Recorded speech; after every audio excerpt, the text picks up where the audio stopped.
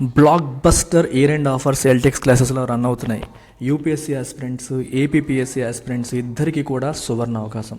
UPSC aspirants మన online course కేవలం 45,000 రూపీస్కి మీరు పొందొచ్చు. ఆఫ్లైన్ కేవలం 75కి పొందొచ్చు. అండ్ ఆఫ్లైన్ మీకు ఓన్లీ ఆఫ్లైన్ మాత్రమే చాలు, అసలు ఆన్లైన్ క్లాసెస్ మాకు అవసరం లేదు అనుకుంటే ఈవెన్ ఆఫ్లైన్ క్లాసెస్ కూడా మీరు 45కే పొందొచ్చు with life time validity. Online offline రెండు కూడా 45కే పొందే సువర్ణ అవకాశం కూడా మనం కల్పిస్తున్నాం. సో చాలా మంచి ఆపర్చునిటీ. వైజాగ్లో మనకి క్లాసెస్ ఉన్నాయి, మీరు యూజ్ చేసుకోవచ్చు. అండ్ ఈ ఫీజు అంతా కూడా 15 డిసెంబర్ వరకు మాత్రమే వ్యాలిడ్. సిమిలర్గా ఆంధ్రప్రదేశ్లో గ్రూప్ 1, గ్రూప్ 2 రెండింటికి నోటిఫికేషన్స్ వచ్చాయి. మన ఏపీపీఎస్సీ ఇన్ఫినిటీ ప్రోగ్రామ్ ఏదైతే ఉందో it combines both group 1 and 2 రెండు కలిపి వస్తాయి.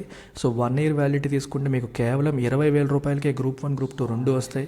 లైఫ్ టైంకి వెళ్తే 30,000 రూపాయలకే గ్రూప్ 1, గ్రూప్ 2 రెండు కూడా మీకు వస్తాయి. అండ్ ఈ నెంబర్కి మీరు కాంటాక్ట్ చేయొచ్చు. ఏ డౌట్స్ ఉన్నా మీరు క్లియర్ చేసుకొని జాయిన్ కావచ్చు. Don't miss this opportunity. So RBI monetary policy review జరిగింది and RBI has decided to keep the repo rate unchanged. 6.5% దగ్గర రెపో రేట్ని అన్చేంజ్డ్గా ఉంచాలని నిర్ణయం తీసుకుంది. సో అయితే ఈ న్యూస్ని మనం అనలైజ్ చేసేటప్పుడు యూపీఎస్సీ పాయింట్ ఆఫ్ వ్యూలో ఎలా అనలైజ్ చేసుకోవాలి? ఫస్ట్ ఆఫ్ ఆల్ బేసిక్స్ అన్నీ ఒకసారి రిఫ్రెష్ చేసుకోవాలి. రిఫ్రెష్ చేసుకున్న తర్వాత మనం అసలు ఇప్పుడు ఏ డెసిషన్ తీసుకుంది, ఆ డెసిషన్ ఎందుకు తీసుకుంది అనే దాన్ని మనం అనలైజ్ చేయాలి. సో ఇవాళ మనం అవన్నీ చేద్దాం. ఫస్ట్ ఆఫ్ ఆల్ అసలు what is monetary policy? Monetary policy committee అంటే ఏంటి? మానిటరీ పాలసీ స్టాన్స్ అంటే మీనింగ్ ఏంటి? ఎక్కువగా పేపర్లో వస్తుంటుంది ఈ స్టాన్స్, పలానా స్టాన్స్ తీసుకుంది అని. ఇప్పుడు ఆర్బీఐ రెపో రేట్ని మార్చకుండా ఎందుకు ఉంచింది? సో ఈ 4 అంశాలని ఈరోజు మనం పరిశీలిద్దాం 1 by 1. సో ఫస్ట్ అసలు మానిటరీ పాలసీ అంటే అర్థం ఏంటి? మానిటరీ పాలసీ యొక్క ఆబ్జెక్టివ్ ఏంటి? ఓకే, ఏ పాలసీ అంటే ఏంటమ్మా? విధానం అంటాం కదా తెలుగులో. గవర్నమెంట్ యొక్క పాలసీని గవర్నమెంట్ యొక్క విధానం. A policy whose objective is to maintain price stability. ఎకానమీలో ప్రైస్ స్టెబిలిటీని మెయింటైన్ చేస్తూ, ప్రైస్ స్టెబిలిటీని మెయింటైన్ చేస్తూ ఇంకా ఏం చేయాలి? Keeping in mind the objective of growth. Price stability మరియు గ్రోత్ రెండు ఎన్ష్యూర్ అయ్యేలాగా చూసే రెస్పాన్సిబిలిటీ తీసుకునే పాలసీనే మనం మానిటరీ పాలసీ అంటాం. సో మానిటరీ పాలసీ ఆబ్జెక్టివ్ ఏంటి అంటే మనకి the objective of monetary policy is to maintain price stability while keeping in mind the objective of growth అని చెప్పి అంటారు. అయితే ప్రైస్ స్టెబిలిటీ అంటే అర్థం ఏంటి? ప్రైస్ ఇండికేటర్ ఏంటి మనకి ఎకానమీలో? మన ఇన్ఫ్లేషన్ అంటాం కదా, ధరల పెరుగుదల, ద్రవ్యోల్బణం అంటాం కదమ్మా. ఈ ద్రవ్యోల్బణం దీని ఇండికేటర్ ఏంటి? మనకి సిపిఐ, అలాగే డబ్ల్యూపిఐ మనం చూస్తూ ఉంటాం. Wholesale price index, consumer price index, వీటి ద్వారా ఇండికేట్ చేయబడే ఇండెక్స్లే మనకి ఇన్ఫ్లేషన్ ఇండికేట్ చేస్తే ధరల పెరుగుదలని అవి ఇండికేట్ చేస్తాయి. అయితే ఈ ధరల పెరుగుదల ఇండికేటర్స్ ఏవైతే ఉన్నాయో వాటి ద్వారా వచ్చే నెంబర్స్, ఎస్పెషల్లీ సిపిఐ ద్వారా వచ్చే నెంబర్ ఏదైతే ఉందో, ఇండెక్స్ ఏదైతే ఉందో, ఇది 4 ± 2% రేంజ్లో ఉండాలి అని గవర్నమెంట్ ఆఫ్ ఇండియా ఆర్బీఐ యొక్క మానిటరీ పాలసీ కమిటీకి ఇచ్చిన మ్యాండేట్ అంటే రెస్పాన్సిబిలిటీ అని మీరు అర్థం చేసుకోవచ్చు. సో ధరల పెరుగుదల ఎలా ఉండాలి? 4 ± 2%, అంటే 2 నుంచి 6% బ్యాండ్లో మాత్రమే ధరల పెరుగుదల ఉండాలి. బియాండ్ దట్ ఉండకుండా చూసుకోవాలి. అది primary responsibility of monetary policy.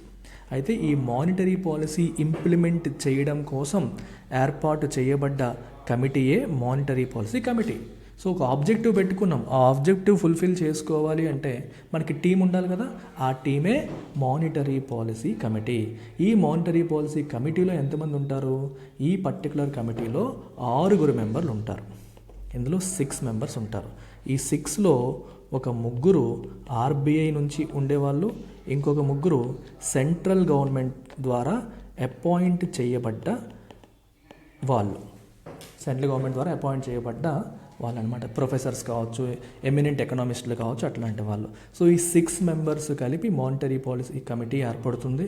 ఈ 6 మెంబర్స్లో ఈ చైర్మన్ ఎవరంటే ఆర్బీఐ యొక్క గవర్నర్ ఎవరైతే ఉంటారో ఆయనే ఈ మానిటరీ పాలసీ కమిటీకి చైర్మన్గా కూడా వ్యవహరిస్తారు. చైర్మన్కి ఉన్న స్పెషాలిటీ ఏంటంటే ఇప్పుడు ఏదన్నా డెసిషన్ తీసుకునేటప్పుడు ఓటు వేస్తారు కదా. ఇప్పుడు ఫర్ ఎగ్జాంపుల్ రెపో రేట్ పెంచాలి లేదా తగ్గించాలి, ఎంతమంది ఎస్ ఎంతమంది నో అనుకుంటారు. ఎగ్జాక్ట్గా 3-3 వచ్చిందనుకోండి, ముగ్గురు పెంచమని ముగ్గురు పెంచొద్దని డిసైడ్ చేశారనుకోండి, అప్పుడు చైర్మన్కి ఒక కాస్టింగ్ ఓట్ ఉంటుంది. అంటే ఈ ఓట్ని బ్రేక్ చేయడానికి, డెడ్ లాక్ వచ్చింది కాబట్టి దాన్ని బ్రేక్ చేయడం కోసం అతను ఇంకొక ఓటు వేయొచ్చు. నార్మల్గా అది వాడడానికి లేదు. ఎప్పుడైతే సరే డెడ్ లాక్ వస్తే, ఈక్వల్ నెంబర్ ఆఫ్ ఓట్స్తో స్ప్లిట్ అయితే, స్ప్లిట్ వర్డిక్ట్ వచ్చినప్పుడు అతను ఇంకొక ఓటు వేసి డెడ్ లాక్ని బ్రేక్ చేయొచ్చు అనమాట. సో చైర్మన్కి ఆ ఎక్స్ట్రా ఓట్ అనేది అలాంటి సందర్భంలో ఉపయోగించడానికి ఇవ్వడం జరుగుతుంది. So monetary policy committee every 2 monthsకి మీటింగ్ కండక్ట్ చేస్తారు. కండక్ట్ చేసి ఒక ఎకానమీలో పరిస్థితులు, ఇన్ఫ్లేషన్ డేటా, గ్రోత్ డేటా మొత్తం పరిశీలించి ఇప్పుడు మనం ఏం చేయాలి, వడ్డీ రేట్లు పెంచాలా తగ్గించాలా అనే నిర్ణయాన్ని తీసుకుంటారు. అయితే వాళ్ళు ప్రధానంగా తీసుకునే నిర్ణయం దేన్ని ఎఫెక్ట్ చేస్తుందంటే, there is a rate called repo rate. Repo rate అనే దాన్ని వాళ్ళు మారుస్తారు.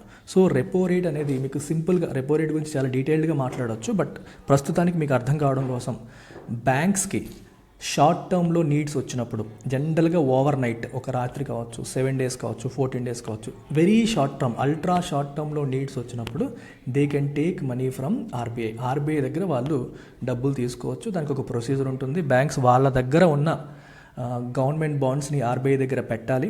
సో ఆర్బీఐ అప్పుడు వీళ్ళకి డబ్బులు ఇస్తుంది. వీళ్ళు తిరిగి డబ్బులకి వడ్డీతో సహా చెల్లించి వాళ్ళ బాండ్స్ వాళ్ళు రీపర్చేస్ చేసుకోవాలి. ఇది ప్రొసీజర్. అంటే ఊరికే ఏ కొలేటరల్ లేకుండా ఆర్బీఐ వీళ్ళకి డబ్బులు ఇవ్వదు. బ్యాంక్స్ వాళ్ళ దగ్గర ఉన్న గవర్నమెంట్ బాండ్స్ని ఆర్బీఐకి ఇచ్చి, ఆర్బీఐ దగ్గర మనీ తీసుకొని మళ్ళీ తిరిగి ఇచ్చేటప్పుడు ఎక్స్ట్రా వడ్డీ చెల్లించి వాళ్ళ బాండ్స్ వాళ్ళు తిరిగి కొనుక్కుంటారు. అది ప్రొసీజర్ అనమాట.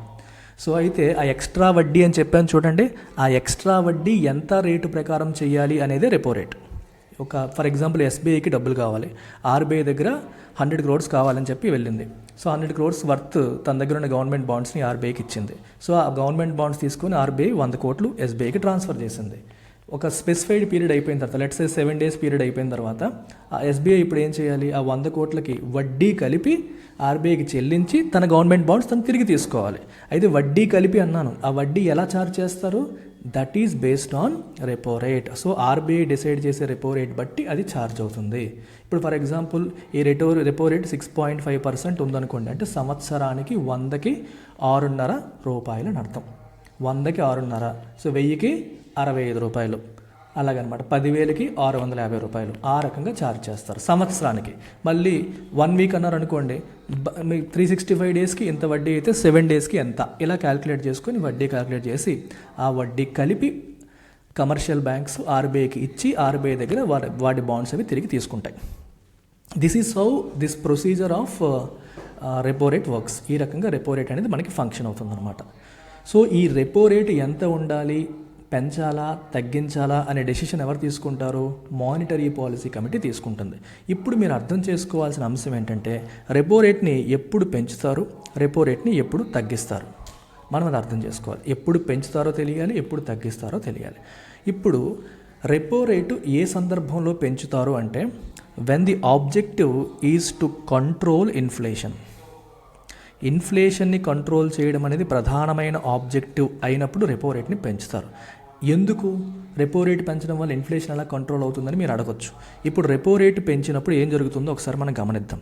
రెపో రేట్ పెరిగినప్పుడు ఏమవుతుంది, మనకి ఆర్బీఐ బ్యాంకులకి ఛార్జ్ చేసే వడ్డీ అనేది పెరుగుతుంది కదా.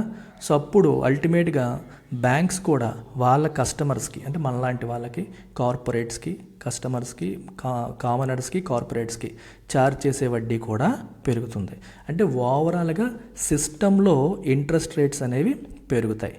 ఇంట్రెస్ట్ రేట్స్ పెరుగుతున్నాయి అంటే అర్థం ఏంటి, డిపాజిట్స్ అనేవి అట్రాక్టివ్ అవుతాయి, వడ్డీ ఎక్కువ వస్తుంది కాబట్టి డిపాజిట్స్ అట్రాక్టివ్ అవుతాయి, లోన్స్ అన్అట్రాక్టివ్ అవుతాయి. డబ్బు ఉన్నవాడు డిపాజిట్ చేసుకుందాము మంచిగా వడ్డీ వస్తుంది అనుకుంటాడు, డబ్బు లేనివాడు లోన్ తీసుకుందాం అనుకునేవాడు అయ్యో లోన్స్ మీద వడ్డీ పెరిగిపోయింది అని చెప్పి లోన్ తీసుకోవడం మానేస్తాడు. ఇలా జరగడం వల్ల ఏమవుతుందంటే, మనీ ఉన్నవాడి దగ్గర నుంచి బ్యాంకులోకి క్యాష్ వెళ్తుంది, మనీ లేనివాడు బ్యాంక్ దగ్గర తీసుకోవాలి అనుకుంటాడు చూడు, వాడు తీసుకోవడం మానేస్తాడు. ఎందుకు తీసుకోవడం మానేస్తాడు, వడ్డీలు ఎక్కువ ఉన్నాయని కొంతమంది తగ్గించుకుంటారు. అంటే అల్టిమేట్గా ప్రజల చేతిలో మనీ అనేది తగ్గుతుంది. మనీ సప్లై లేదా money in the hands of people, money in the hands of in the hands of people అనేది తగ్గుతుంది. Money in the hands of people అనేది తగ్గినప్పుడు ఏమవుతుంది? It leads to reduction in demand. వస్తువులు మరియు సేవలకి డిమాండ్ తగ్గుతుంది. చేతిలో డబ్బులు ఉంటేనే కదా మనిషి ఖర్చు పెడతాడు. డిమాండ్ తగ్గితే ఆటోమేటిక్గా ప్రైసెస్ అనేవి కంట్రోల్ అవుతాయి. ఈ రకంగా ఇన్ఫ్లేషన్ని అదుపు చేయడం అనేది ప్రధానమైన టార్గెట్ అయినప్పుడు రెపో రేట్ అనేది పెంచుతారు. అలా కాకుండా మన టార్గెట్ అనేది టు సపోర్ట్ గ్రోత్ అనుకోండి.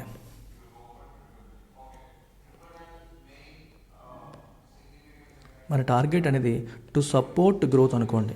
ఇన్ఫ్లేషన్ ప్రాబ్లం కాదు, ఎకనామిక్ గ్రోత్ని సపోర్ట్ చేయాలి అనేది టార్గెట్ అనుకోండి. అప్పుడు వడ్డీ రేట్లు తగ్గిస్తారు. వడ్డీ రేట్లు తగ్గిస్తే ఎకనామిక్ గ్రోత్కి ఏ రకంగా హెల్ప్ అవుతుంది? వడ్డీ రేట్లు తగ్గించినప్పుడు ఏమవుతాయి? లోన్స్ అనేవి అట్రాక్టివ్ అవుతాయి. Loans become attractive.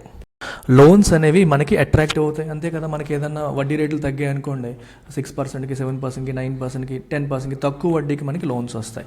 ఎప్పుడైతే లోన్స్ అనేవి అట్రాక్టివ్ అవుతాయో it is positive for corporates, లేదా అందరికీ పాజిటివే. కార్పొరేట్స్కి, ఇండస్ట్రియల్ గ్రోత్కి ఇది పాజిటివ్. ఎందుకని? వాళ్ళు ఎక్స్పాన్షన్ అవ్వాలనుకున్న industries, even if they want to expand or if they want to start new business, తక్కువ వడ్డీకే లోన్స్ అనేవి లభిస్తాయి. అందుకని వడ్డీ రేట్లు తక్కువ ఉన్నప్పుడు గ్రోత్ని సపోర్ట్ చేస్తుంది. గ్రోత్ని సపోర్ట్ చేయడం ప్రధానమైన ఆబ్జెక్టివ్. ఇన్ఫ్లేషన్ కంప్లీట్గా కంట్రోల్లో ఉంది అనుకుంటే రెపో రేట్ని తగ్గిస్తారు, లేదా అసలు ఇన్ఫ్లేషన్ భయంకరంగా ఉంది, గ్రోత్ సంగతి తర్వాత అసలు జనాలు వెలవెల్లాడిపోతున్నారు, ధరలు ఎక్కువ ఉన్నాయి అనేది ప్రధానమైన ప్రాబ్లం అయితే రెపో రేట్ని పెంచుతారు. ఇది మనకు తెలియాలి, ఎప్పుడు పెంచుతారు ఎప్పుడు తగ్గిస్తారు అనేది మనకు తెలియాలి. తర్వాత ఇక్కడ మన ఆర్డర్లో మూడోది what is monetary policy stance అని చెప్పి అన్నాను. ఇది మనం లాస్ట్లో మాట్లాడదాం. దానికంటే ముందు ఇప్పుడు ఆర్బీఐ ఈ నిర్ణయం ఎందుకు తీసుకుంది? Why has the RBI kept repo rate unchanged now? ఇప్పుడు రెపో రేటు పెంచకుండా మరియు తగ్గించకుండా, ఇప్పుడు మీకు చెప్పాను ఇన్ఫ్లేషన్ కంట్రోల్ చేయాలి అంటే పెంచాలి, గ్రోత్ని సపోర్ట్ చేయాలి అంటే తగ్గించాలి. కానీ మరి ఆర్బీఐ ఏం చేసింది? అటు రెపో రేట్ని పెంచలేదు మరియు తగ్గించలేదు. అర్థమైందా? ఇలా చేయడానికి గల కారణం ఏంటి అనేది మనం ఇప్పుడు అర్థం చేసుకోవాలి. ఇప్పుడు కారణం ఏంటి అంటే, మీరు ఒకసారి ఇన్ఫ్లేషన్ డేటాను చూసారనుకోండి, ఫుడ్ ఇన్ఫ్లేషన్ అనేది చాలా ఎక్కువ ఉంది. ఫుడ్ ఇన్ఫ్లేషన్ అనేది చాలా ఎక్కువగా ఉంది, వాలటైల్గా ఉంది. ఆనియన్ ప్రైసెస్, టొమాటో ప్రైసెస్ బాగా పెరిగిపోతున్నాయి. సో కామన్ మ్యాన్కి ఇంకా పెయిన్ అనేది ఉంది. ఇన్ఫ్లేషన్ వల్ల కామన్ మ్యాన్కి ఇంకా పెయిన్ అనేది ఉంది. కాబట్టి no question of reducing repo. So inflation అనేది ఇంకా ప్రాబ్లంగానే ఉంది. ఇన్ఫ్లేషన్ అసలు ప్రాబ్లమే కాదు అనుకుంటే maybe you can look at growth. Present growth కూడా బాగానే ఉంది, ఎకానమీలో growth is decent and inflation is still a problem, ఒక స్లైట్ ప్రాబ్లంగానే ఉంది. కాబట్టి రెపో రేట్ తగ్గించే ప్రశ్న లేదు. పెంచితే పెంచాలి కానీ తగ్గించే స్కోప్ అయితే ప్రస్తుతానికి లేదు, ఎందుకంటే food inflation is still troublesome. At the same time మీరు అబ్జర్వ్ చేస్తే, ఇదే టైంలో మీరు అబ్జర్వ్ చేస్తే కోర్ ఇన్ఫ్లేషన్ అంటే అర్థం ఏంటి? మీకు హెడ్లైన్ ఇన్ఫ్లేషన్, కోర్ ఇన్ఫ్లేషన్ అనే పదాలు వస్తాయి. కోర్ ఇన్ఫ్లేషన్ అంటే inflation without food and fuel. Food మరియు ఫ్యూయల్ ఈ రెండు ఐటమ్స్ని కన్సిడర్ చేయకుండా, ఈ రెండు హైలీ వాలటైల్ అంటే అర్థం ఏంటి? తొందరగా వాటి ప్రైసెస్ మారిపోతూ ఉంటాయి. తొందరగా మారిపోయే ఫుడ్ మరియు ఫ్యూయల్ ప్రైసెస్ని కన్సిడర్ చేయకుండా రిమైనింగ్ ఐటమ్స్ మాత్రమే కన్సిడర్ చేసి వాటి ధరల్లో పెరుగుదల ఎలా ఉందని చూస్తే వచ్చేదాన్ని మనం కోర్ ఇన్ఫ్లేషన్ అంటాం. కోర్ ఇన్ఫ్లేషన్ ఈజ్ అరౌండ్ 4%, అంటే చాలా వరకు స్టేబుల్గా ఉంది. కోర్ ఇన్ఫ్లేషన్ అనేది స్టేబుల్గా ఉంది. మీకు అర్థమవుతుందా? సో కోర్ ఇన్ఫ్లేషన్ చూస్తే మనకి స్టేబుల్గా ఉంది కాబట్టి so no need to increase repo rate. మీకు అర్థమైందా? ఇన్ఫ్లేషన్ బాగా డేంజరస్గా ఉందంటే పెంచాలి, గ్రోత్ బాగా తక్కువ ఉందంటే తగ్గించాలి. ఇప్పుడు ఎలా ఉందంటే economic growth is decent, Indian economy మంచిగా గ్రోత్ ఉంది, గ్రోత్లో ఇష్యూస్ లేవు. At the same time inflation data ఎలా ఉందంటే బాగా డేంజరస్గానూ లేదు, అలాగని బాగా తక్కువ ఉందని కూడా లేదు. కోర్ ఇన్ఫ్లేషన్ ఏమో స్టేబుల్గా ఉంది. సో ఇన్ఫ్లేషన్ ఇమీడియట్గా కంట్రోల్ చేసేయాలి, రెపో రేట్ పెంచాలన్న ప్రాబ్లం లేదు. అలాగని చెప్పి అసలు ఇన్ఫ్లేషనే ప్రాబ్లం కాదు, తగ్గించుకొని వెళ్ళిపోదాం అనుకుంటే ఫుడ్ ఇన్ఫ్లేషన్ ట్రబుల్ చేస్తుంది. ఫుడ్ ఇన్ఫ్లేషన్ కొంచెం ట్రబుల్గా ఉంది. అందుకని అటు ఇటు కాకుండా దే కెప్ట్ ఇట్ అన్చేంజ్డ్, దాన్ని ఎటువంటి మార్పు లేకుండా ఉంచేశారనమాట. ఇది reason. At the same time growth కూడా బాగానే ఉంది. కాబట్టి it's like a balance. Inflation, ఇప్పుడు రెపో రేట్ డెసిషన్ అనేది it's a balance between inflation and growth. Inflation ట్రబుల్సమ్గా ఉంది అంటే పెంచుతారు, ఇన్ఫ్లేషన్ కంట్రోల్లో ఉంది, గ్రోత్ ట్రబుల్సమ్లో ఉంది అంటే తగ్గిస్తారు. ఇప్పుడు గ్రోత్ డీసెంట్ ఉంది, ఇన్ఫ్లేషన్ కూడా మోరల్లెస్ పర్లేదు. సో కాబట్టి ఈ టైంలో కెలకాల్సిన పని లేదు, అందుకని యాజ్ ఇట్ ఈజ్గా మెయింటైన్ చేశారు. ఇప్పుడు డెసిషన్కి రీజన్ అదే. ఇక్కడ last point, what is monetary policy stance అని చెప్పి అన్నాం. What is monetary policy stance? అసలు మానిటరీ పాలసీ స్టాన్స్ అంటే అర్థం ఏంటి? మానిటరీ పాలసీ యొక్క పాయింట్ ఆఫ్ వ్యూ ఏంటి టువర్డ్స్ ఇన్ఫ్లేషన్, అంటే ఓవరాల్గా తన పాయింట్, ఎకానమీ పట్ల తను ఏమని భావిస్తుంది అని దాని అర్థం స్టాన్స్ అంటే. జనరల్గా మనకి న్యూస్లో 3 రకాల పదాలు వస్తూ ఉంటాయి. As far as monetary policy stance is concerned 3 పదాలు వస్తాయి. ఒకటి మనకి dovish policy, hawkish policy, accommodative policy. జనరల్గా డోవిష్, హాకిష్ అనే పదాలు వస్తూ ఉంటాయి, అండ్ అకామిడేటివ్ అనే పదం కూడా ఇక్కడే మనం వాడుతూ ఉంటాం. అయితే మీరు ఒకసారి గమనించాలి ఈ మూడింటికి డిఫరెన్స్ ఏంటి అని. హాకిష్ అన్నాం అనుకోండి, ఒక హాక్ గద్ద ఎలా ఉంటుంది? లేజర్ షార్ప్ ఫోకస్ మెయింటైన్ చేస్తుంది. హాకిష్ అంటే very sharp focus on inflation పైన గద్ద కన్ను వేసినట్టు అనమాట. చాలా స్ట్రాంగ్గా డాగ కన్ను అంటారు తెలుగులో, డాగ కన్ను వేసినట్టు. అంటే ఇన్ఫ్లేషన్ని కంట్రోల్ చేయడమే ప్రధానమైన ఆబ్జెక్టివ్గా వెళ్ళేటప్పుడు హాకిష్ పాలసీ ఫాలో అవుతున్నట్టు, హాకిష్ స్టాన్స్ ఫాలో అవుతున్నప్పుడు. ఈ హాకిష్ స్టాన్స్ తీసుకున్నప్పుడు జనరల్గా రెపో రేట్స్ అనేవి ఏం చేస్తారు? పెంచుతూ ఉంటారు. పెంచేటప్పుడే ఇలాంటి స్టాన్స్ తీసుకుంటారు. ఇన్ఫ్లేషన్ బాగా కంట్రోల్ చేయాలి, ఇంకా పెంచాలి అనుకునే మైండ్ సెట్ ఉన్నప్పుడు హాకిష్. అలా కాకుండా డోవిష్ ఎప్పుడు అంటే conservative. When you want to support growth, inflation అనేది ప్రాబ్లం కాదు, గ్రోత్ని సపోర్ట్ చేయాలి అనుకోవడం ఆబ్జెక్టివ్ అయినప్పుడు ఆర్బీఐ తీసుకునే స్టాన్స్ని డోవిష్ స్టాన్స్ అంటాం. సో డోవిష్ స్టాన్స్ని మనం ఇప్పుడు ఏమవుతుందంటే రెపో రేట్ జనరల్గా తగ్గిస్తారు, వడ్డీ రేట్లు తగ్గిస్తూ ఉంటారు. మధ్యలో అకామిడేటివ్ స్టాన్స్ అంటే మీనింగ్ ఏంటంటే అగైన్ సపోర్టింగ్ ఇండస్ట్రీని సపోర్ట్ చేసే స్టాన్స్ అని అర్థం.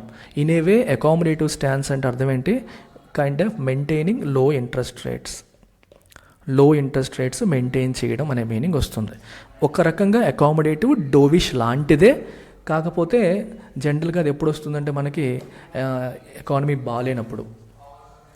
బాగాలేనప్పుడు గ్రోత్ని సపోర్ట్ చేయాల్సిన పరిస్థితులు వస్తాయి కదమ్మా, అలాంటప్పుడు వచ్చేదాన్ని మనం అకామిడేటివ్ పాలసీ అని అంటాం. ఇప్పుడు ఆర్బీఐ ఏముంటుందంటే ప్రెజెంట్ పాలసీ స్టాన్స్ ఏంటి అంటే మనకి ఈ మానిటరీ పాలసీ రివ్యూలో ఏం చెప్పిందంటే విత్డ్రావల్ ఆఫ్ అకామిడేషన్ అని చెప్తోంది. విత్డ్రావల్ ఆఫ్ అకామిడేషన్ చాలా ఇంపార్టెంట్ పదం, ఇది జాగ్రత్తగా వినండి. విత్డ్రావల్ ఆఫ్ అకామిడేషన్ అంటే అర్థం ఏంటి? అసలు అకామిడేషన్ అంటే అర్థం ఏంటి? ఇండస్ట్రీ యొక్క నీడ్స్ని దృష్టిలో పెట్టుకొని అకామిడేట్ చేసుకొని, మీరు ఇంగ్లీష్లో అలా అర్థం చేసుకోవచ్చు, ఇండస్ట్రీ నీడ్స్ని అకామిడేట్ చేసుకొని బిల్డ్ చేసిన పాలసీ అని మీరు అర్థం చేసుకోవచ్చు. అది అకామిడేటివ్ పాలసీ. అయితే అంటే అర్థం ఏంటి? లో ఇంట్రెస్ట్ రేట్స్ మెయింటైన్ చేసుకుంటూ రావడం. ఇది ఎప్పుడు చేసింది? కోవిడ్-19 టైంలో ఇంట్రెస్ట్ రేట్స్ ఆర్బీఐ తగ్గించుకుంటూ వచ్చింది. అంటే రెపో రేట్స్ తగ్గించడం ద్వారా వడ్డీ రేట్లు తగ్గించుకుంటూ వచ్చింది. చాలా వరకు తగ్గించి 4%, 3.5% చాలా తగ్గించింది రెపో రేట్. ఆ తర్వాత ఎప్పుడైతే కోవిడ్-19 ఎండ్ అయిపోయిందో, ఇన్ఫ్లేషన్ అనేది పెద్ద ప్రాబ్లం అయిందో, then RBI started withdrawal of accommodation withdraw చేయడం మొదలుపెట్టింది. విత్డ్రా చేయడం అంటే అర్థం ఏంటి? మెల్లమెల్లగా తగ్గించిన వడ్డీ రేట్ని పెంచుకుంటూ వచ్చిందనమాట. పెంచుకుంటూ వచ్చింది. ఓకేనా? సో అలా ఈ 6.5%కి వచ్చింది. ఇప్పటికీ కూడా మేము విత్డ్రావల్ ఆఫ్ అకామిడేషన్ మైండ్లోనే ఉన్నాము. కంప్లీట్గా మేము గ్రోత్ సపోర్టివ్గా మేము వెళ్ళిపోయి ఇప్పుడు రెపో రేట్లు తగ్గించే పరిస్థితి లేదు అని ఆర్బీఐ చెప్తోంది. అయితే రెపో రేట్ ఈసారి పెంచలేదు, కరెక్టే. కానీ మార్కెట్లో లిక్విడిటీ ఎక్కువైపోతే, అంటే మార్కెట్లో మనీ సప్లై అనేది ఎక్కువైపోతే దానివల్ల ఇన్ఫ్లేషన్కి రిస్క్ వస్తుంది. కాబట్టి ఈ మనీ సప్లైని తగ్గించే కార్యక్రమాలు అయితే చేస్తాము అని ఆర్బీఐ ఇప్పుడు కూడా చెప్పింది. ఇప్పుడు ఏమవుతుందంటే రానున్న కొన్ని రోజుల్లో గవర్నమెంట్ బాండ్స్ కొన్ని రిడెంప్షన్కి వస్తున్నాయి. రిడెంప్షన్ అంటే అర్థం ఏంటి? వాటి మెచ్యూరిటీ పీరియడ్ అయిపోయింది. సో ఆ గవర్నమెంట్ ఏం చేయాలి? ఆ బాండ్ హోల్డర్స్కి డబ్బులు చెల్లించాలి. ఈ గవర్నమెంట్ బాండ్స్ ఎవరైతే కొనుక్కున్నారో వాళ్ళందరికీ మెచ్యూరిటీ అయిపోయింది కాబట్టి డబ్బులు చెల్లించాలి. డబ్బులు చెల్లించినప్పుడు ఆ డబ్బులన్నీ ఎవరి చేతిలోకి వెళ్తాయి? సిస్టంలోకి, మన సిస్టంలోకి వెళ్తాయి. ఆ బాండ్ హోల్డర్స్ అందరి చేతిలోకి డబ్బులు వెళ్తాయి. మళ్ళీ జనాల చేతిలోకి ఒక్కసారిగా డబ్బులు వెళ్ళాయి అనుకోండి, అప్పుడు ఏం చేస్తారు? మళ్ళీ that might increase demand for goods and సర్వీసెస్కి డిమాండ్ పెరిగి మళ్ళీ అది ఇన్ఫ్లేషన్కి దారితీసే అవకాశం ఉంటుంది. అందుకని ఆర్బీఐ ఏముంటుందంటే, మేము రెపో రేట్ అయితే పెంచం కానీ we will look at other tools. Monetary పాలసీలో ఇంకా చాలా టూల్స్ ఉన్నాయి. వేరే టూల్స్ మేము వాడి, లైక్ ఓపెన్ మార్కెట్ ఆపరేషన్స్, ఇట్లాంటి వాటిని వాడి మేము మనీ సప్లైని తగ్గించడానికే ప్రయత్నం చేస్తాము అని చెప్తున్నారు. అందుకే withdrawal of accommodation. Money supply తగ్గించడం అంటే ఇండస్ట్రీకి అది అనుకూలమైంది కాదు. అంటే ఇన్ఫ్లేషన్ మైండ్ సెట్తోనే ఇంకా ఉన్నాము, కాకపోతే ఫర్దర్ రెపో రేట్ పెంచం. కానీ మనీ సప్లై బాగా పెరిగిపోతుంది అంటే మాత్రం we will try to reduce it. That is why our stance is withdrawal of accommodation. అకామిడేటివ్గా ఉన్నాము ఇప్పటి వరకు, ఇండస్ట్రీ నీడ్స్కి అనుకూలంగా ఉన్నాము. ఇప్పుడు మెల్లమెల్లగా వాటిని రిమూవ్ చేయబోతున్నాము అని ఆర్బీఐ చేస్తూ వస్తున్నాము అనేది ఆర్బీఐ చెప్పిన పాయింట్. ఇన్ఫ్లేషన్ పూర్తిగా అదుపులోకి వచ్చేసింది అన్నప్పుడు వేరే పాలసీకి వెళ్ళొచ్చు. ప్రస్తుతానికి మాత్రం విత్డ్రావల్ ఆఫ్ అకామిడేషన్ అనేది ఆర్బీఐ మెయింటైన్ చేస్తుంది. అయితే మీకు ఈ ఓపెన్ మార్కెట్ ఆపరేషన్స్ అంటే అర్థం ఏంటి? దాని ద్వారా ఎలా అవుతుందంటే, జనరల్గా ఆర్బీఐ ఏం చేస్తుందంటే, సిస్టంలో బాగా మనీ ఎక్కువైనప్పుడు RBI sells bonds. RBI bonds అమ్ముతుంది. ఆర్బీఐ బాండ్స్ అమ్మినప్పుడు ఏమవుతుంది? మళ్ళీ ఈ బాండ్స్ కొంటారు. గవర్నమెంట్ బాండ్స్ మెచ్యూర్ అయిపోయిన వాళ్ళందరూ వాళ్ళ చేతికి డబ్బులు వచ్చాయి. ఇప్పుడు వాళ్ళ దగ్గర మళ్ళీ డబ్బులు లాగేయడం కోసం ఆర్బీఐ ఏం చేస్తుంది? తను అమ్మడం మొదలు పెడుతుంది. ఆర్బీఐ ఎప్పుడైతే బాండ్లు అమ్ముతుందో మళ్ళీ ఈ బాండ్లు జనాలు కానీ బ్యాంకులు కానీ కొంటాయి. సో కొనేటప్పుడు ఏమవుతుంది? వీళ్ళ దగ్గర నుంచి మనీ అనేది ఆర్బీఐకి వచ్చేస్తుంది. The money will move towards RBI. Money ఆర్బీఐకి వస్తుంది. మనీ ఎప్పుడైతే ఆర్బీఐకి వస్తుందో జనాల చేతిలో ఉన్న మనీ తగ్గుతుంది, మనీ సప్లై కంట్రోల్ అవుతుంది అనమాట. దీన్ని ఓపెన్ మార్కెట్ ఆపరేషన్ అంటాం. సో మనీ సప్లై తగ్గించాలంటే బాండ్స్ సెల్ చేసి సక్ చేస్తుంది లిక్విడిటీని. మనీ సప్లై పెంచాలి అంటే తనే బాండ్స్ కొంటుంది. ఆల్రెడీ ఓపెన్ మార్కెట్ ఉన్న బాండ్స్ని కొనడం ద్వారా ఆ బాండ్ హోల్డర్ చేతిలోకి డబ్బులు వెళ్ళేలా చేస్తుంది అనమాట. సో ఈ రకంగా ఆర్బీఐ సిస్టంలో ఉన్న మనీ సప్లైని, వడ్డీ రేట్లని ఇన్ఫ్లుయెన్స్ చేస్తూ గ్రోత్ని, ఇన్ఫ్లేషన్ని కంట్రోల్ చేయడానికి ప్రయత్నం చేస్తుంది అనమాట. So this is all about monetary policies review.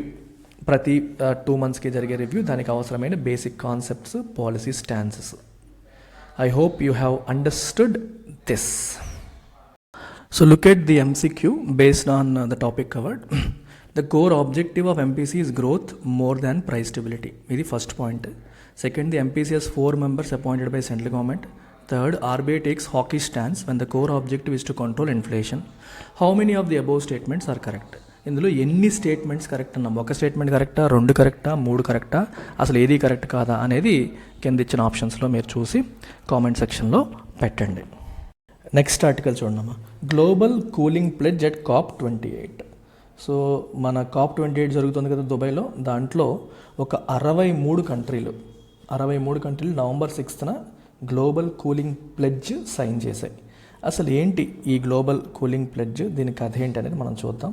అసలు గ్లోబల్ కూలింగ్ ప్లెడ్జ్ అంటే మీనింగ్ ఏంటి, ఈ కూలింగ్ అప్లయన్సెస్ అనేవి గ్లోబల్ వార్మింగ్ ఏ రకంగా కారణమవుతున్నాయి, దీన్ని ట్యాకిల్ చేయడానికి మనం ఏం చేయొచ్చు, ఈ 3 అంశాలు మనం ఇవాళ పరిశీలిద్దాం. So this comes under GS paper 3 environment. So global cooling pledge మీకు అప్పుడే చెప్పాను.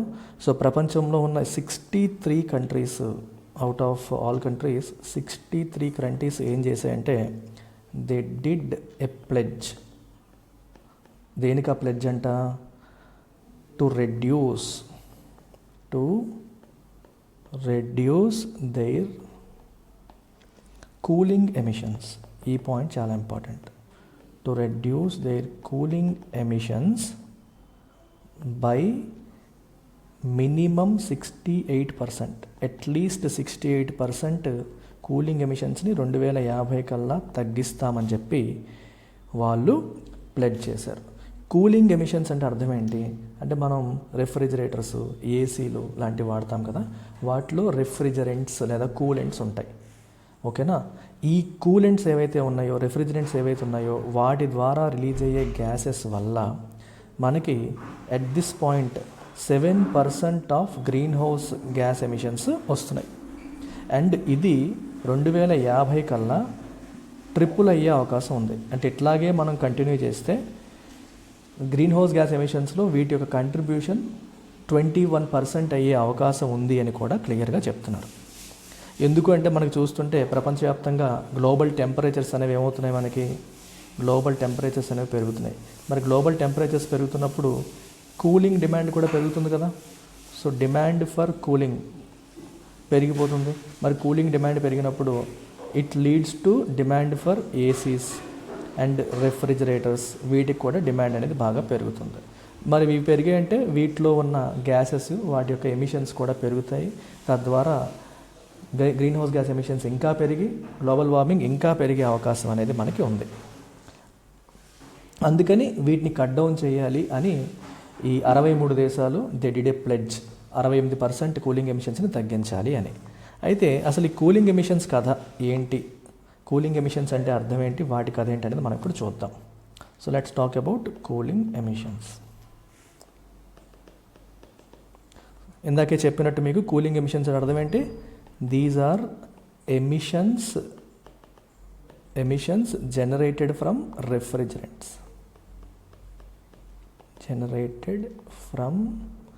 రెఫ్రిజరెంట్స్, ఓకే. ఇవి ఎందులో వాడతారు, ఏసీస్ అలాగే ఫ్రిడ్జెస్ ఇట్లాంటి వాటిల్లో వాడే రెఫ్రిజరెంట్స్ వల్ల జనరేట్ అయ్యే ఎమిషన్స్ని మనం కూలింగ్ ఎమిషన్స్ అని చెప్పేసి అంటాం అనమాట. కూలింగ్ ఎమిషన్స్ అని అంటాం.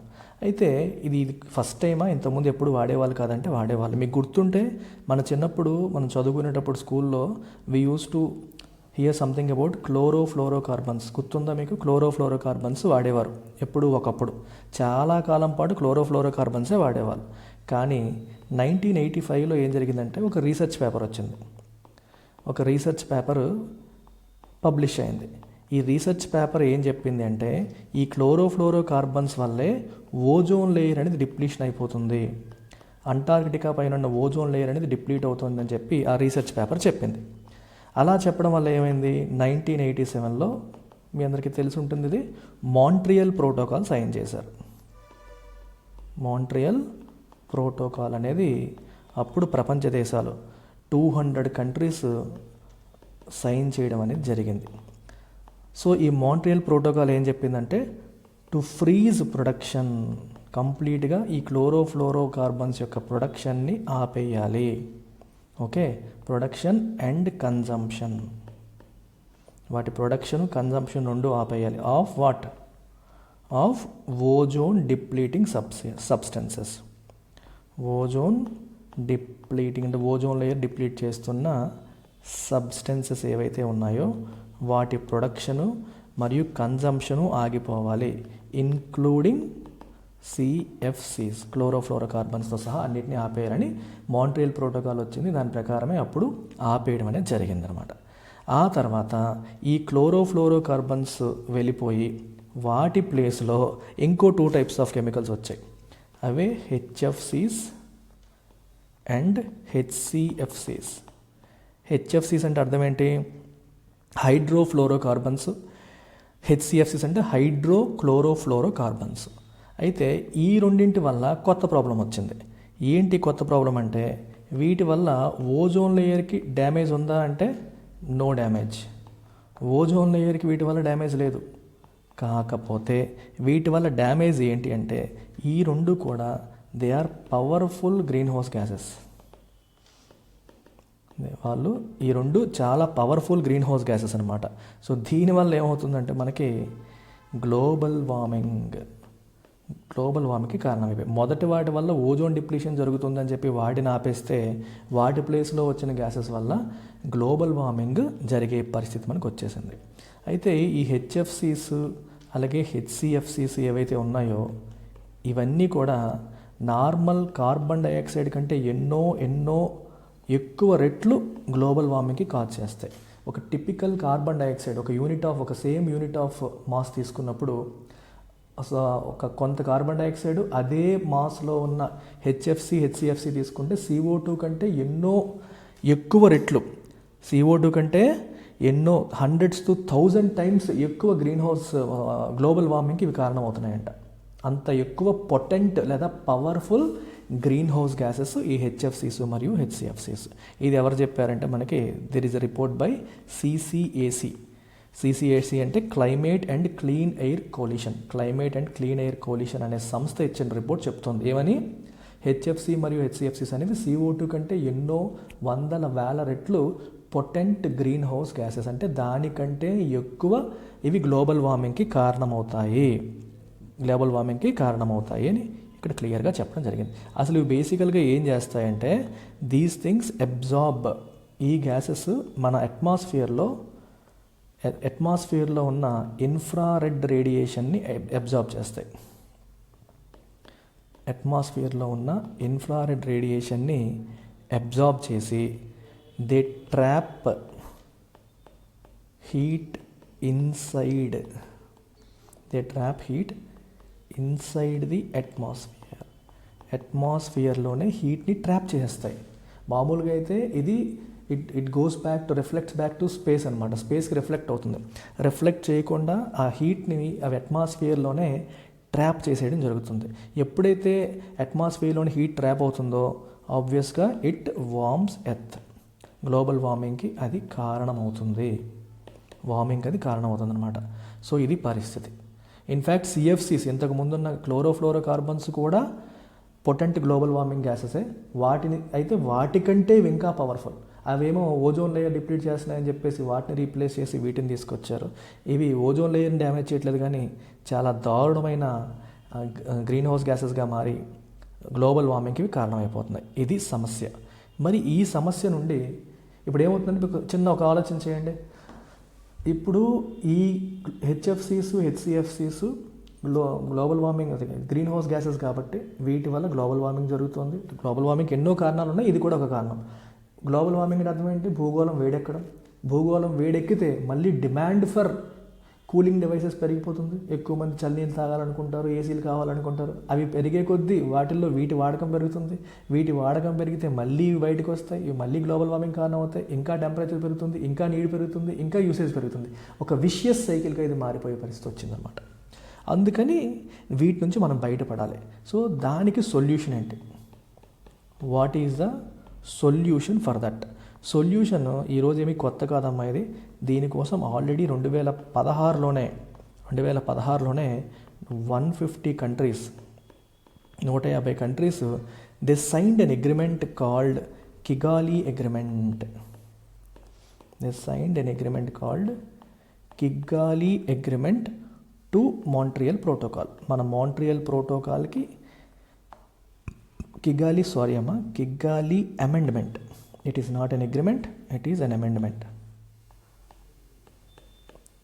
మాంట్రియల్ ప్రోటోకాల్కి ఒక అమెండ్మెంట్ చేశారు. దాన్నే మనం కిగాలి అమెండ్మెంట్ అని చెప్పి అంటాము. సో ఈ అమెండ్మెంట్ ద్వారా ఏమి కమిట్ చేశారంటే టు రెడ్యూస్ హెచ్ఎఫ్సి కన్జంప్షన్, వీటి కన్జంప్షన్ని బాగా తగ్గించాలని by 80% by 2047 కల్లా 80% వాటి కన్జంప్షన్ తగ్గించాలని Kigali amendment to Montreal protocol sign చేయడం అనేది జరిగింది. అయితే ఒకటే, ఇప్పుడు మరి దాని అర్థం ఏంటి? వీటి కన్జంప్షన్ తగ్గించాలి. మరి వీటి కన్జంప్షన్ తగ్గిస్తే హెచ్ఎఫ్సీస్ని మనం రిమూవ్ చేసేయాలని చెప్పి మాట్లాడుతున్నాం. మరి వాటి ప్లేస్లో ఏం తీసుకురావాలి? You have to promote climate friendly chemicals. వాటి ప్లేస్లో క్లైమేట్ ఫ్రెండ్లీ కెమికల్స్ని మనం ప్రమోట్ చేయాలి. అలాంటివి ఏమైనా ఉన్నాయా? ఉన్నాయి. ఏంటవి? అమ్మోనియా, ఇవన్నీ న్యాచురల్ రిఫ్రిజరెంట్స్. అలాగే కొన్ని రకాల హైడ్రోకార్బన్స్ అండ్ CO2 కూడా. CO2 గ్రీన్ హౌస్ గ్యాస్ అయినప్పటికీ వాటితో కంపేర్ చేస్తే చాలా తక్కువ అనమాట. అందువల్ల CO2 వల్ల పెద్ద డేంజర్ అనేది లేదు. వీటి వల్ల మనకి ఏమవుతుందంటే గ్లోబల్ వార్మింగ్ పొటెన్షియల్ అనేది వీటికి కంపారిటివ్గా చాలా తక్కువ. ఇంకొక ప్రాబ్లం ఏంటంటే ఈ హెచ్ఎఫ్సీస్ అండ్ హెచ్సిఎఫ్సీస్ ఏవైతే ఉన్నాయో ఒక డివైస్ ఎండ్ ఆఫ్ లైఫ్ అంటే ఒక 10 సంవత్సరాలు 20 సంవత్సరాలు అయిపోయిన డివైసెస్ ఏవైతే ఉంటాయో వాటి నుంచి చాలా ఎక్కువ రిలీజ్ అవుతూ ఉంటాయి. సో కాబట్టి we have to take care of these devices బాగా పాతబడిపోయి బాగా ఇదైపోయి అనుకోండి, వాటిని మనం ప్రాపర్ మేనేజ్మెంట్ లేదా మెయింటెనెన్స్ చేసుకోవాలి. ఓల్డ్ డివైసెస్ని మనం మెయింటెనెన్స్ అనేది చాలా ఇంపార్టెంట్ అనమాట. వాటిని మనం ఆపగలిగితే చాలా CO2 ఎమిషన్స్ని మనం ఆపగలుగుతామని చెప్పి అంటున్నారు. అండ్ ఇంకొక పాయింట్ ఏంటంటే, అసలు ఎయిర్ కండిషనర్సే లేని కూల్ బిల్డింగ్స్ని మ్యానుఫ్యాక్చర్ చేయడం ద్వారా, అంటే ఎయిర్ కండిషనర్స్ అవసరమే లేకుండా కూల్ బిల్డింగ్స్ లాంటివి మ్యానుఫ్యాక్చర్ చేయగలిగితే, అంటే హీట్ అనేది లోపలికి రాకుండా ఇన్సులేషన్ మెటీరియల్స్ లాంటివి వాడితే, బయట నుంచే కదా హీట్ లోపలికి వెళ్తుంది, హీట్ లోపలికి వెళ్లకుండా ఇన్సులేషన్ మెటీరియల్స్ లాంటివి వాడగలిగితే, లార్జ్ ఓపెనింగ్స్ మెయింటైన్ చేసి, అన్ని వైపుల క్లోజింగ్తో ఓపెనింగ్స్ మెయింటైన్ చేసి వెంటిలేషన్ ఎక్కువగా ఉండేలా చేయడం ద్వారా, ఎయిర్ ఎక్కువ సర్క్యులేట్ అయ్యేలా చేయడం ద్వారా, వేడి ఎక్కువ లేకుండా చేయడం ద్వారా మనం లోపల ఉన్న హీట్ని తగ్గించి ఎయిర్ కండిషనర్స్ యొక్క నీడ్ని తగ్గించడం ద్వారా కూడా యూసేజ్ తగ్గించవచ్చు. ఇలాంటివి మనకు సొల్యూషన్స్గా మనం చెప్పొచ్చు అనమాట. ఇట్లా క్లైమేట్ ఫ్రెండ్లీ కెమికల్స్ని వాడడము, అలాగే ఎండ్ ఆఫ్ లైఫ్ డివైసెస్ యొక్క ప్రాపర్ మేనేజ్మెంట్, కూల్ బిల్డింగ్స్ లాంటివి తీసుకురావడం ద్వారా వీటి యూసేజ్ని మనం తగ్గించి ఈ ప్రాబ్లం నుంచి మనం బయటపడడానికి ఆస్కారం అనేది ఉంది. అర్థమైందమ్మా? ఇది COP28లో సైన్ చేసిన గ్లోబల్ కూలింగ్ ప్లెడ్జ్ యొక్క కథ కమామేషు. So look at a model MCQ on the same. Identify correct statements. Montreal Protocol was signed in 1987.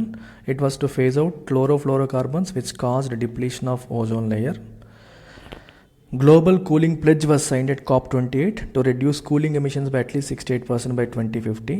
Kigali Amendment is related to Kyoto Protocol. In the correct statements identify చేయండి. 1 and 2 2 and 3 1 and 3 all పెట్టి మీ option ఏంటి, మీ answer ఏంటి అనేది comment సెక్షన్లో పెట్టండి. So ఇది చూడండి అమ్మ, article 99 of the United Nations charter. So ఇది న్యూస్లోకి వచ్చింది. ఎందుకు న్యూస్లోకి వచ్చింది అంటే, మనకి యునైటెడ్ నేషన్స్ యొక్క secretary general Antonio Guterres, United Nations secretary general Antonio Guterres దీన్ని ఇన్వోక్ చేశారు for the first time in decades. గత కొన్ని దశాబ్దాలుగా ఇది ఇన్వోక్ చేయలేదు, అంటే ఈ ఆర్టికల్ని అసలు యూజే చేయలేదు. కానీ ఇప్పుడు ఇజ్రాయెల్ మరియు హమాస్ కాన్ఫ్లిక్ట్ తరుణంలో దీన్ని ఇన్వోక్ చేయాల్సిన పరిస్థితులు అనేవి వచ్చాయి. అసలు ఈ UN చార్టర్ అంటే ఏంటి, అందులో ఈ ఆర్టికల్ 99 కథ ఏంటి, UNSC అంటే అర్థం ఏంటి, ఈ ఆర్టికల్ 99 ఇన్వోక్ చేయడం వల్ల ఇప్పుడున్న కాన్ఫ్లిక్ట్ ఏమైనా ఇంపాక్ట్ అవుతుందా, అంటే ఈ కాన్ఫ్లిక్ట్ని మనం ఆపగలుగుతామా, సో దీన్ని ఇప్పుడు ఇన్వోక్ చేయడం ద్వారా ఈయన సాధిస్తోంది ఏంటి అని మనం ఇప్పుడు ఈ ఆర్టికల్లో తెలుసుకోబోతున్నాం. ఓకేనా? సో స్టోరీ ఏంటంటే, Antonio Guterres United Nations secretary general, he has invoked article 99 of the United Nations charter. ఎందుకు? In a bid to establish ceasefire. ఎందుకు ఇది యూజ్ చేయడానికి ప్రయత్నం చేశారంటే, సీజ్ ఫైర్ ఎస్టాబ్లిష్ చేయడానికి. సీజ్ ఫైర్ అంటే కాల్పుల విరమణ ఎస్టాబ్లిష్ చేయడం కోసం ఆయన ప్రయత్నం. అయితే మీకు స్టోరీ చెప్తాను. ఈ స్టోరీలోకి వెళ్ళే ముందు కొంచెం బేసిక్స్ మనం కవర్ చేద్దాం. First of all, what is United Nations charter? Charter అంటే ఇక్కడ మీనింగ్ ఏంటి? United Nations charter is nothing but it's founding document. United nations ఎప్పుడైతే మనకి ప్రారంభించారో, అంటే ఇట్స్ లైక్ కాన్స్టిట్యూషన్ అనమాట. మన దేశాన్ని ఎలా నడపాలి అని చెప్పి మనకి రాజ్యాంగం ఎలా దిశానిర్దేశం చేస్తుందో, యునైటెడ్ నేషన్స్ ఫంక్షనింగ్ని దిశానిర్దేశం చేసే డాక్యుమెంట్, ఫౌండింగ్ డాక్యుమెంటే United Nations charter. So United Nations charter ఇచ్చే పవర్స్ని యూజ్ చేసుకునే యునైటెడ్ నేషన్స్ డిఫరెంట్ కంట్రీస్ పైన, డిఫరెంట్ ఇష్యూస్ పైన యాక్షన్ తీసుకోగలుగుతుంది. అంటే యునైటెడ్ నేషన్స్కి ఉన్న పవర్స్ అన్నీ కూడా ఈ ఫౌండింగ్ డాక్యుమెంట్ అయిన చార్టర్ నుంచే వస్తాయి. జస్ట్ లైక్ హౌ ప్రెసిడెంట్, మన ప్రైమ్ మినిస్టర్, వీళ్ళందరికీ కాన్స్టిట్యూషన్ ద్వారా పవర్స్ వస్తున్నాయో, అలాగే UN చార్టర్ ద్వారానే UNకి పవర్స్ అనేవి వస్తున్నాయి to take action on a wide variety of issues. So charter అనేది ఇంటర్నేషనల్ ట్రీటీ కింద దీన్ని కన్సిడర్ చేస్తారు. It is considered as an international treaty. ప్రపంచంలో అన్ని దేశాలు కలిపి సైన్ చేసిన ఒప్పందం కింద భావిస్తారు. And theoretically speaking, all UN member states are bound by it. Theoretically speaking, all United Nations member states are bound by it. ఇవన్నీ కూడా they are all bound by charter. ఎందుకంటే వాళ్ళందరూ కలిపి సైన్ చేసుకుందే కాబట్టి చార్టర్ చెప్పినట్టుగా వాళ్ళు వినాలి. కానీ ఇన్ రియాలిటీ వాళ్ళని మనం ఫోర్స్ చేయలేం. థియరిటికల్గా ఎస్, బట్ ఇన్ రియాలిటీ అది జరగదు. ఇది UN చార్టర్ యొక్క కథ. Next, what is article 99? Article 99 ఏం చెప్తుందంటే, ఇది చాలా ఇంపార్టెంట్ పాయింట్, ఇది గమనించండి అమ్మా. ఆర్టికల్ 99 ఏం చెప్తుందంటే, యునైటెడ్ నేషన్స్ యొక్క యునైటెడ్ నేషన్స్ యొక్క సెక్రటరీ జనరల్ ప్రస్తుతానికి ఎవరు? Antonio Guterres. సో ఈ సెక్రటరీ జనరల్ ఎవరైతే ఉన్నారో, ఈ టర్మినాలజీ చూడండి, he may bring to the attention of the security council, అంటే UNSC, United Nation security council అటెన్షన్కి ఆయన తీసుకురావచ్చు. ఏం తీసుకురావచ్చు? ఎనీ మ్యాటర్, ఏదన్నా ఒక విషయం, విచ్ ఇన్ హిజ్ ఒపీనియన్, అతని ఒపీనియన్లో may threaten the maintenance of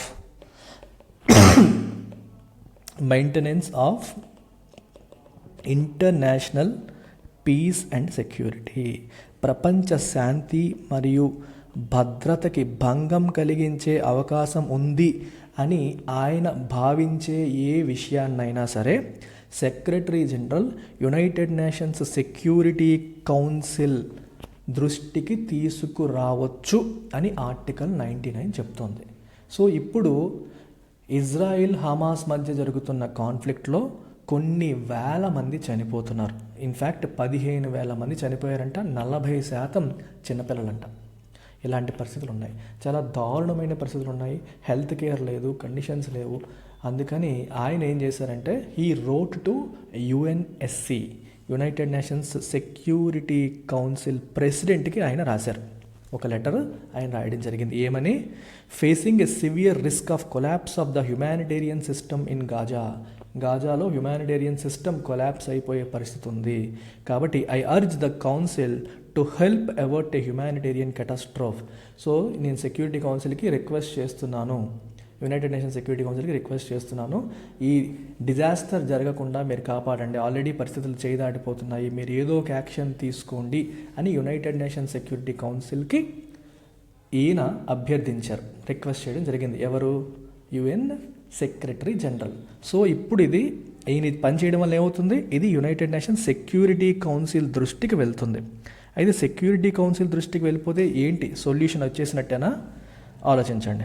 ఇప్పుడు నెక్స్ట్ స్టెప్ ఏంటనేది మనం తెలుసుకోవాలి. తెలుసుకునే ముందు అసలు యునైటెడ్ నేషన్స్ సెక్యూరిటీ కౌన్సిల్ ఏంటని తెలియాలి. యునైటెడ్ నేషన్స్లో ద మోస్ట్ ఇంపార్టెంట్ ఆర్గన్ లేదా ప్రిన్సిపల్ ఆర్గన్, యునైటెడ్ నేషన్స్లో ఎన్నో ఉన్నాయి కానీ దాంట్లో ప్రిన్సిపల్ ఆర్గన్గా మనం చెప్పగలిగేది యుఎన్ఎస్సి, యునైటెడ్ నేషన్స్ సెక్యూరిటీ కౌన్సిలే. అయితే యుఎన్ఎస్సిలో 5 permanent members, 10 non permanent members ఉంటారు. సో పర్మనెంట్ మెంబర్స్ మీ అందరికీ తెలిసిందే, you know all the permanent members. ఎవరమ్మా? The United States, the United Kingdom, France, China and Russia. ఈ 5 P5 అంటాము permanent members. And 10 non permanent members ఉంటారు. ఈ non permanent members అనేవాళ్ళు they are appointed for specific periods. వీళ్ళు permanent కాదు, appointed for specific periods. ఒక 2 yearsకి అట్లా appoint చేయబడుతూ ఉంటారు అన్నమాట పీరియడ్. దీనికి ఒక అపాయింట్మెంట్ ప్రొసీజర్, ఎలక్షన్స్ అవన్నీ ఉంటాయి. అండ్ ఈ 15 దేశాలు ఏవైతే ఉంటాయో ఈ ప్రతి 15 దేశాలు కూడా యునైటెడ్ నేషన్స్ సెక్యూరిటీ కౌన్సిల్ యొక్క ప్రెసిడెన్సీని టేకప్ చేస్తాయి 1 by 1. ప్రెసిడెన్సీ ఆఫ్ యుఎన్ఎస్సిని ఎవరు టేకప్ చేస్తారు? ఈ 15 కంట్రీస్ టేకప్ చేస్తాయి 1 by 1 రొటేషనల్ బేసిస్ మీద, ఆన్ రొటేషనల్ బేసిస్. అంటే ఒక్కొక్క మంత్ ఒక్కొక్కరు రొటేట్ అవుతూ ఉంటుంది. ఇప్పుడు డిసెంబర్ 2023కి Ecuador is the president. Ecuador is the president of UNSC in 2023 December. ఈ మంత్కి, మళ్ళీ నెక్స్ట్ మంత్కి వేరే వాళ్ళు అవుతారు. అయితే ఈ స్టోరీ అంతా ఎందుకు? యునైటెడ్ నేషన్స్ సెక్యూరిటీ కౌన్సిల్ అనేది most powerful organ of United Nations. United నేషన్స్లో జనరల్ అసెంబ్లీ ఉంది, సెక్యూరిటీ కౌన్సిల్ ఉంది. జనరల్ అసెంబ్లీలో అందరూ మెంబర్సే, కానీ సెక్యూరిటీ కౌన్సిల్లో ఓన్లీ 15 దేశాలు మాత్రమే మెంబర్స్. అందులో 5 పర్మనెంట్, ఒక 10 నాన్ పర్మనెంట్. నాన్ పర్మనెంట్కి ఎలక్షన్స్ ఉంటాయి, డిఫరెంట్ ఏరియాస్ నుంచి, డిఫరెంట్ ఖండాల నుంచి ఎన్నిక జరుగుతూ ఉంటుంది. అది వేరేగా సెపరేట్గా మనం డీల్ చేద్దాం. ఇండియా కూడా నాన్ పర్మనెంట్ మెంబర్గా కూడా ఉండింది, ఇంతకుముందు చాలాసార్లు ఉండింది. అయితే ఇప్పుడు యుఎన్ఎస్సి పరిధిలోకి, యుఎన్ఎస్సి దృష్టిలోకి వెళ్ళింది అని మనం తెలుసుకున్నాం. యునైటెడ్ నేషన్స్ సెక్యూరిటీ కౌన్సిల్ కథ ఏంటో కూడా మనం తెలుసుకున్నాం. పర్మనెంట్ మెంబర్స్ ఉంటాయి, నాన్ పర్మనెంట్ మెంబర్స్ ఉంటారని తెలుసుకున్నాం. వీళ్ళందరికీ కూడా వీటో పవర్ అనేది ఉంటుంది. ఈ 5 కంట్రీస్ ఏవైతే ఉన్నాయో they have veto power. Veto అంటే రిజెక్ట్, సే నో, అంటే ఏదన్నా విషయం పైన యాక్షన్ తీసుకోవాలి అని తీర్మానం పెడితే ఈ 5 దేశాలు ఖచ్చితంగా ఒప్పుకొని తీరాలి. 5 దేశాల్లో ఎవరైనా సరే వీటో చేశారనుకోండి, తీర్మానం వీగిపోతుంది. ఒక్కళ్ళు వీటో చేసినా వీగిపోతుంది, మెజారిటీ ఓటు కూడా కాదు. ఇప్పుడు మొత్తం 15 మెంబర్స్ ఉన్నారు కదా, 14 మంది ఓకే చేసి ఒక్క P5 మెంబర్ వీటో చేసినా సరే తీర్మానం వీగిపోతుంది. సో యునైటెడ్ నేషన్స్ సెక్యూరిటీ కౌన్సిల్లోకి తీసుకెళ్లడం యొక్క ఉద్దేశం ఏంటంటే, అందులో ఏదన్నా ఒక తీర్మానం చేయించి, దేని గురించి, సీజ్ ఫైర్ గురించి తీర్మానం చేయించి అన్ని దేశాలతో ఒప్పిస్తే అప్పుడు UN might send some troops అక్కడికి, పీస్ కీపింగ్ కోసం కావచ్చు, వేరే దానికోసం కావచ్చు. మీరు ఆపకపోతే ఇజ్రాయెల్ పైన ఆంక్షలు విధిస్తామని చెప్పొచ్చు, ప్రెజర్ పెట్టి ఏదన్నా చేయడానికి అవకాశం ఉంటుంది.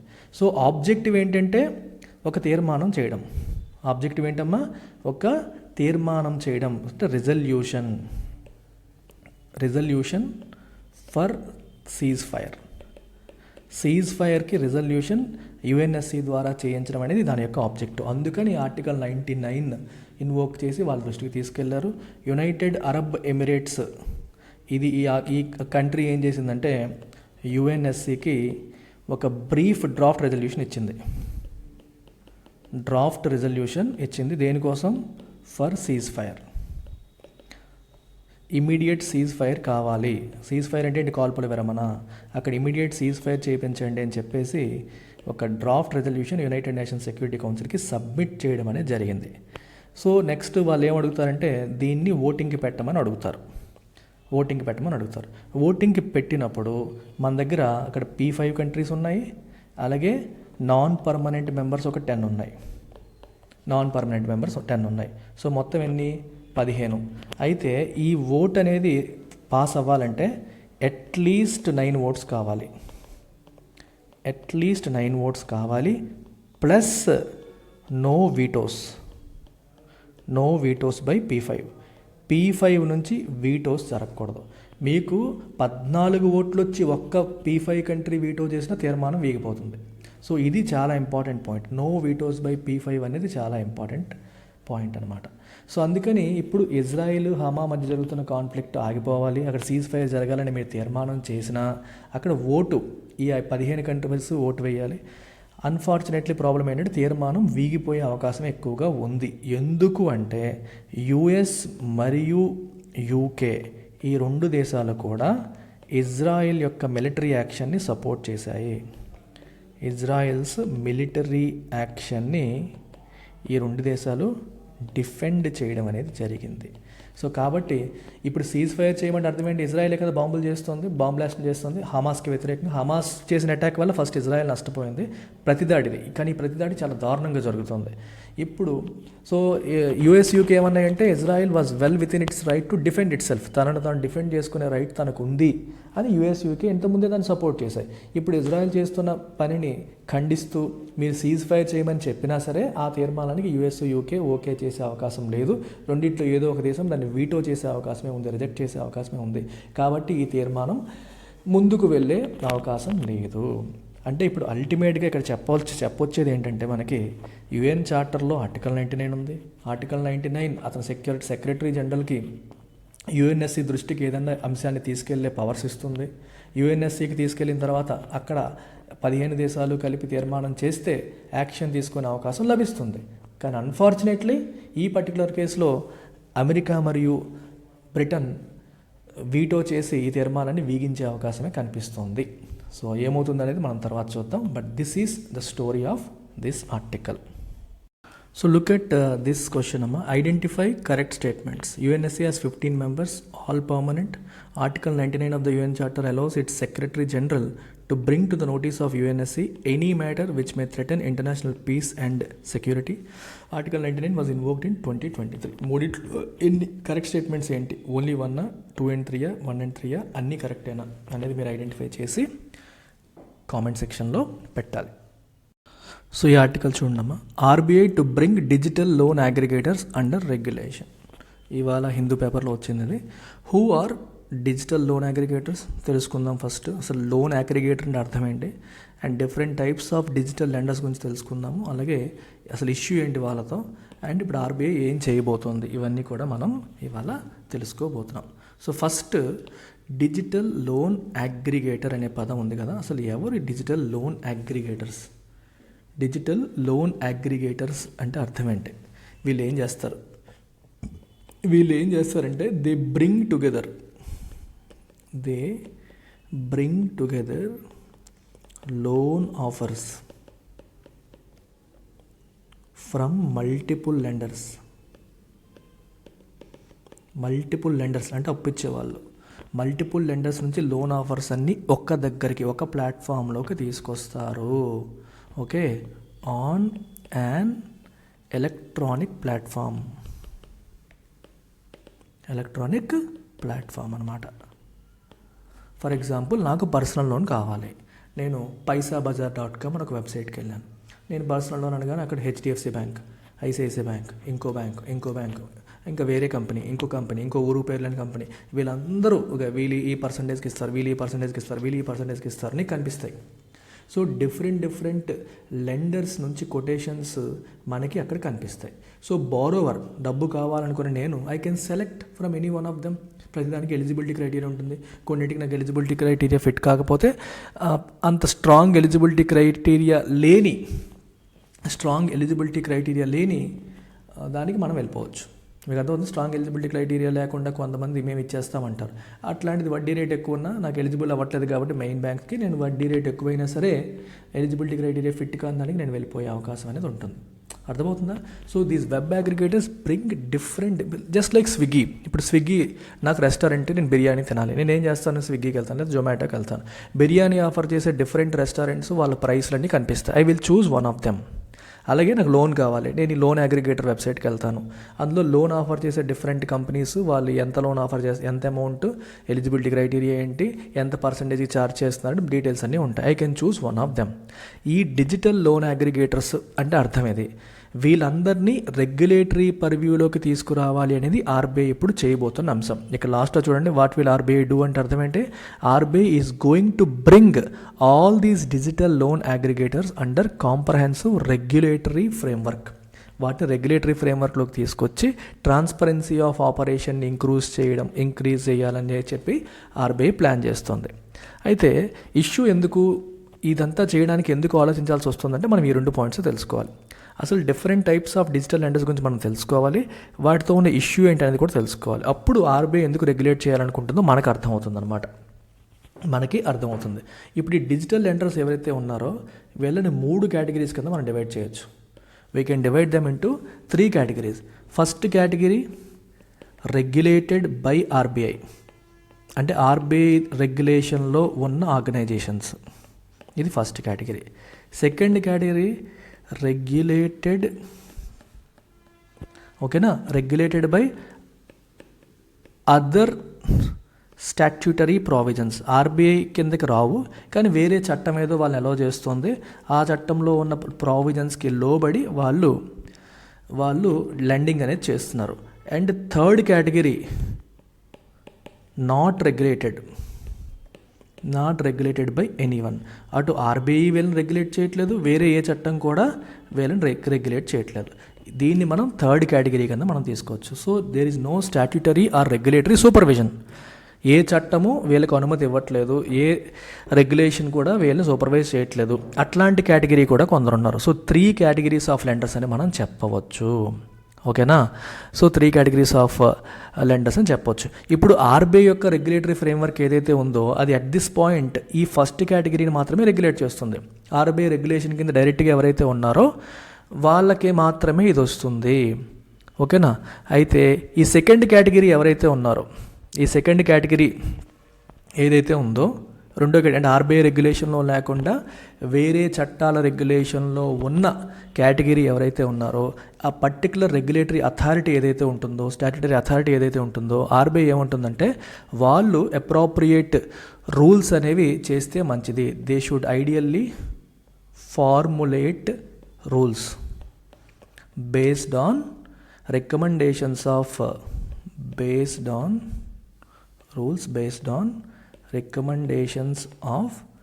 WGDL. WGDL అంటే working group on digital lending. Working group on digital lending ఇచ్చిన రికమెండేషన్స్ని బేస్ చేసుకొని ఈ అదర్ ఎంటిటీస్ రూల్స్ ఫ్రేమ్ చేస్తే బాగుంటుందని ఆర్బీఐ చెబుతోంది. మే కన్సిడర్ ఫార్ములేటింగ్ రూల్స్ అని చెప్తోంది. ఈ మూడో కేటగిరీ ఏదైతే ఉందో ఈ మూడో కేటగిరీ కోసం అసలు ప్రస్తుతానికి చట్టాలే లేవు. సో స్పెసిఫిక్ లెజిస్లేటివ్ ఇంటర్వెన్షన్స్ అనేవి అవసరము, చట్టాలు చేయాల్సిన అవసరం అనేది ఉంది. లెజిస్లేటివ్ ఇంటర్వెన్షన్స్ అనేవి తీసుకురావాలి. మన పార్లమెంట్ కానీ సెంట్రల్ గవర్నమెంట్ కానీ చట్టాలు కానీ ఆర్డర్స్ కానీ తీసుకొచ్చి వాళ్ళని లెజిస్లేటివ్ ఫ్రేమ్వర్క్లోకి తీసుకురావాల్సిన అవసరం ఉంది. ఇల్లెజిటిమేట్ ఈ లెండింగ్ యాక్టివిటీని కర్బ్ చేయాలి, కంట్రోల్ చేయాల్సిన అవసరం ఉంది అని చెప్పేసి ఇక్కడ చెప్పడం జరుగుతుంది. ఇది థర్డ్ పాయింట్ అనమాట. అయితే సమస్య ఏంటి అంటే ఈ డిజిటల్ లెండర్స్తో ప్రధానమైన సమస్య ఏంటి అంటే they charge very high interest rate. ఇందులో కొంతమంది రెగ్యులేషన్లో లేని వాళ్ళు ఏం చేస్తారంటే వాళ్ళు ఎలిజిబిలిటీ లేని వాళ్ళు కూడా ఇచ్చేస్తారు. But they charge very high interest rate, చాలా ఎక్కువ వడ్డీలు ఛార్జ్ చేస్తారు. అలాగే they also use illegal recovery mechanisms, రౌడీల్ని పంపడం ఇట్లాంటివి ఇల్లీగల్ రికవరీ మెకానిజమ్స్ కూడా వాళ్ళు యూజ్ చేయడం అనేది జరుగుతుందన్నమాట. సో అలా hundreds of unauthorized digital lenders RBI పర్వ్యూలో లేకుండా ప్రజెంట్ ఉన్నారు. వాళ్ళు అనాథరైజ్డ్ ఆర్బీఐ దృష్టిలో లేకుండా వందల కొద్ది డిజిటల్ లెండర్స్ ప్రస్తుతం ఉండడం జరిగిందన్నమాట.